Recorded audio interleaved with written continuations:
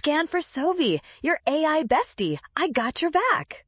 Exports bring money in, so this balance of payments question is quick if you track which account records trade flows and which side gets credited. The balance of payments is just the country's bookkeeping system for money moving across borders. So first, identify the transaction type before worrying about whether it belongs in current or financial accounts.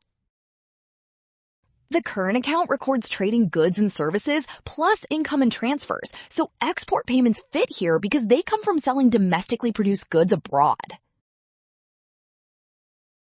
When a country exports goods, money flows in, and inflows from exports are recorded as credits, so the correct choice is option B. Well done! Option B.